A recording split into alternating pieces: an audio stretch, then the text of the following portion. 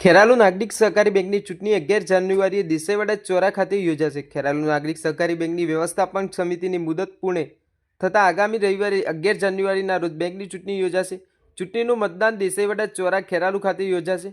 ગુજરાત હાઈકોર્ટના નોંધાયેલા SCA number 205/2026 હેઠળ મહેસાણા બોર્ડ ઓફ નોમિનેશનના કેસ નંબર 196/2025નો હુકમ રદ કરાતા ચૂંટણી યોજવાનો માર્ગ ખુલ્યો છે। ચૂંટણી અધિકારી દ્વારા પ્રસિદ્ધ કરાયેલી જાહેરાત મુજબ મતદાન સવારે 8 વાગ્યાથી સાંજે 4 વાગ્યા સુધી કરાશે। ચૂંટણીને ધ્યાને લઈ ખેરાલુમાં ચુસ્ત પોલીસ બંદોબસ્ત ગોઠવવામાં આવ્યો છે। તેમજ અગાઉના સ્થળમાં ફેરફાર કરી દેસાઈવાડા ચોરા ખાતે મતદાન યોજાશે। ખેરાલુ હેડ ઓફિસના અંદાજે 6500 મતદારો દેસાઈવાડા ચોરા ખાતે પોતાનો મતાધિકાર ઉપયોગમાં લેશે।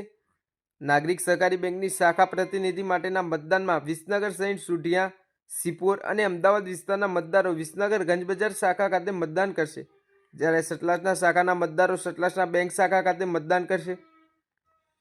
ખેરાલુ દેસાઈવાડા ચોરા ખાતે સાંજે 5 વાગે શાખાઓ તેમજ હેડ ઓફિસની મતપેટીઓ ખોલી મતગણતરી હાથ ધરવામાં આવશે। નાગરિક બેંકના તમામ મતદારોએ કુલ 21 ઉમેદવારોમાંથી 12 ઉમેદવારોને મત આપવાનો રહેશે।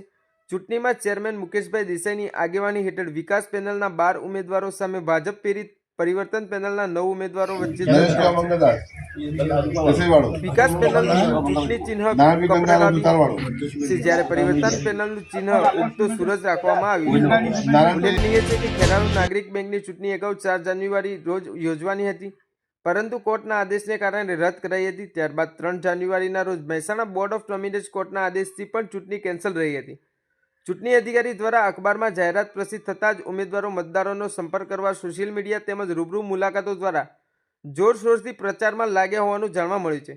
વધુ સમાચાર અને અપડેટ્સ માટે જોતા રહો। શું કહેશો મુકેશભાઈ, નાગરિક બેંકની ચૂંટણી અંતિમ